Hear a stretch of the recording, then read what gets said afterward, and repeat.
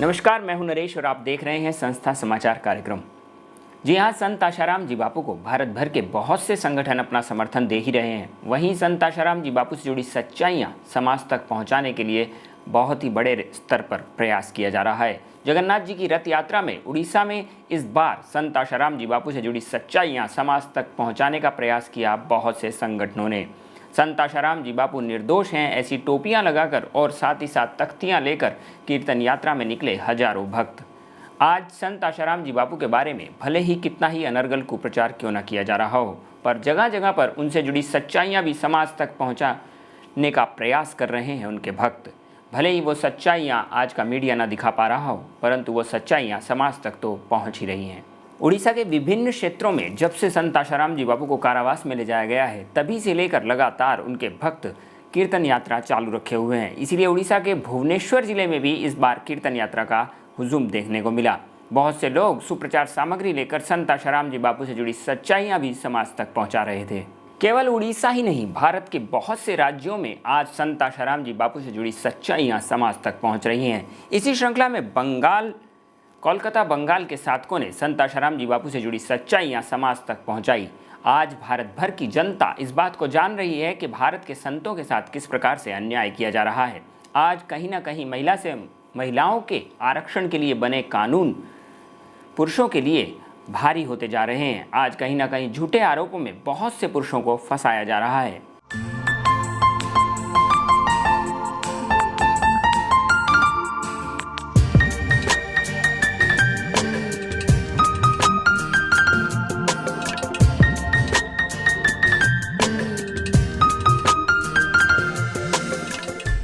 आज महिला सुरक्षा के नाम पर पुरुषों के साथ अन्याय हो रहा है, ऐसा कहना था नेशनल कोलिशन ऑफ मैन संस्था के चेयरमैन अमित गुप्ता का। अमित गुप्ता का कहना था कि भोपाल महिला उत्पीड़न एवं सुरक्षा से संबंधित कानूनों का दुरुपयोग होने की घटनाएं दिन प्रतिदिन बढ़ती जा रही हैं। 2013 में देश में रेप के कानून से जुड़े मामलों में 70% आरोपी बेकसूर साबित हुए हैं। नेशनल क्राइम रिकॉर्ड ब्यूरो के अनुसार 2013 में देश में घरेलू हिंसा संबंधित मामले 1,18,866 मामले दर्ज हुए, लेकिन सजा की दर मात्र 16% ही रही, जिससे ये पता चलता है कि गिरफ्तार किए गए अधिकांश लोग निर्दोष होते हुए भी जेल में सजा काट रहे थे। पुरुषों के अधिकारों के लिए लड़ने वाले एक आयोग नेशनल कोलिशन ऑफ मैन के चेयरमैन अमित गुप्ता कहते हैं कि इतनी कम सजा की दर स्त्री पुरुषों के लिए समान निष्पक्ष कानून न होने की वजह से है। आज पुरुषों और उनके परिवारों के ऊपर सेक्शन 498A दहेज उत्पीड़न और रेप केस जैसे मामलों में अधिकतर झूठे मामले ही दर्ज किए जाते हैं। उनसे मामले में निपटने पर भारी भरकम रकम भी वसूली जाती है। पुरुषों के अधिकारों की रक्षा के लिए निष्पक्ष कानून होना बहुत जरूरी है। एक मामले में कानूनी कार्यवाही शुरू होने पर उनका निर्णय आने में 5 से 15 साल तक लग जाते हैं। कई परिवारों में कमाने वाला एक ही पुरुष होता है, जिससे उनके परिवारों के पास पुलिस, वकील और नाराज पत्नी के झांसे फंसाने के अलावा कोई और रास्ता नहीं बचता है। जाने माने निर्दोष साधु संतों की छवि को भी धूमिल करने का आजकल प्रयास किया जा रहा है।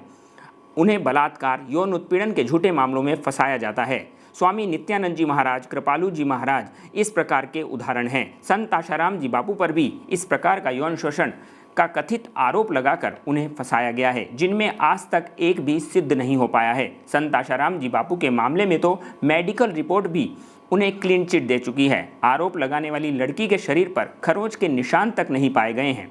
आरोप लगाने वाली लड़की की सहेली का भी ये कहना है कि उसने बापू पर आरोप लगाने वाली लड़की की सहेली ने बताया कि जब उसने बापू पर आरोप लगाने का कारण लड़की से पूछा तो उसने जवाब दिया कि मुझसे जैसा बुलवाते हैं वैसा मैं बोलती हूँ। बापू की बेगुनाही साबित करने वाले ऐसे कई तथ्य सामने आ चुके हैं। सोचने वाली बात यह है कि संत आशाराम जी बापू पिछले 10.5 महीनों से बिना किसी ठोस सबूत के जेल में बंद हैं। महिला उत्पीड़न के कानूनों के दुरुपयोग होने की बातें कई न्यायविदों और वरिष्ठ वकीलों द्वारा पहले भी कई बार कोर्ट में कही जा चुकी हैं। ऐसे कानूनों के संशोधन के लिए अब सरकार को ठोस कदम उठाना ही चाहिए। आज जहां रेप केस के बहुत से झूठे मामले सामने आ रहे हैं, स्वामी नित्यानंद जी महाराज, केशवानंद जी महाराज और शंकराचार्य जी महाराज जैसे बड़े बड़े संतों को भी आज फंसाने का दौर चल पड़ा है। वहीं संत आशाराम जी बापू के मामले में भी अभी तक कोई भी सबूत नहीं मिल पाया है। फिर भी संत आशाराम जी बापू पिछले 10 महीने से कारावास में हैं। आज एक विश्व प्रसिद्ध संत के साथ कहीं ना कहीं अन्याय हो रहा है, इसीलिए उनके भक्त समाज में जाकर देश को जागरूक करने का भी प्रयास कर रहे हैं। संत आशाराम जी बापू के भक्त केवल इतना ही नहीं, समाज की बहुत सी सेवाएं भी करते हैं। ऐसा ही कुछ देखने को मिला बल्लभगढ़, फरीदाबाद, हरियाणा में, जहां उनके साधकों ने तपती गर्मी में शरबत वितरण किया।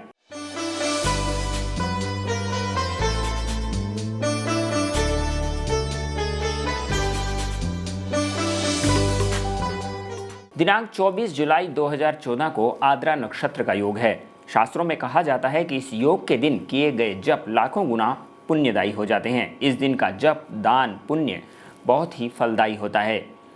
इस आद्रा नक्षत्र अर्थात चतुर्मास के अंतर्गत आए हुए इस तिथि के दिन जो भी जप, ध्यान, पूजा पाठ करता है उसका पाठ का फल अक्षय हो जाता है। इसीलिए इस दिन का फायदा अवश्य ही उठाना चाहिए। हमने एक छोटा सा प्रयास किया संस्था समाचार के माध्यम से आप तक सच पहुंचाने का। आपको संस्था समाचार कार्यक्रम कैसा लगा? आप अपने सुझाव भेज सकते हैं itv@ashram.org, mangalmailive@gmail.com पर।